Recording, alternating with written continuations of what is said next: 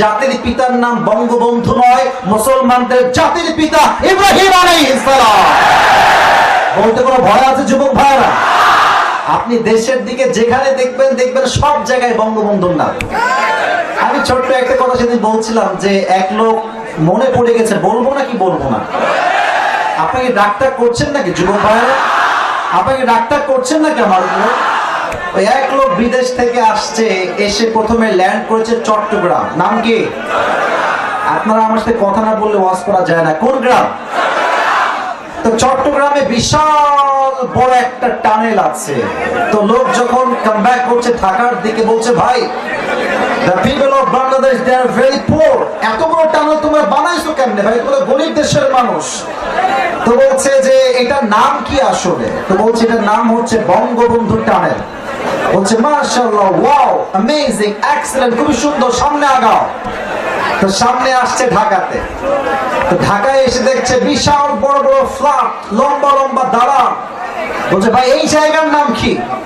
তো বলছে এই জায়গার নাম হচ্ছে বঙ্গবন্ধু অ্যাভিনিউ। বলছে ওয়াও, সুন্দর, সামনের দিকে আগাও। তো সামনে যখন এগিয়ে দেখছে বিশাল বড় একটা খাম্বা, আর লাইট আর লাইট, চতুর্পাশে লাইট আর লাইট। বলছে ভাই এই জায়গার নাম কি? বলছে এটার নাম হচ্ছে বঙ্গবন্ধু স্টেডিয়াম। বলছে ওয়াও, মাশাআল্লাহ, সুন্দর দেখতে। What's happening here? কি হচ্ছে এখানে?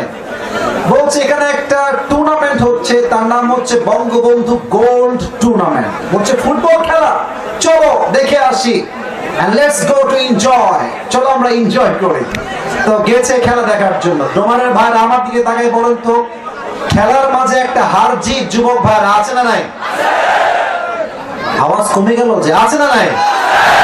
দেখবেন দুই দলের খেলা হলে যেই দল হেরে যায়, মানুষজন ক্ষিপ্ত হয়ে জুতা মারে, ডিম মারে, ইট পাটকেলও মারে। বলেন সবাই মানে কি মারে না? তো বঙ্গবন্ধুর দলের অবস্থা খারাপ, হেরে গেছে। আর এই বিদেশি লোকের কপাল খারাপ, সেও ছিল বঙ্গবন্ধুর দলে। আর যখন ইট পাটকেল মানুষ মারছে কয়েকটা, একটা ওর কপাল লাগছে, অজ্ঞান হয়ে গেছে।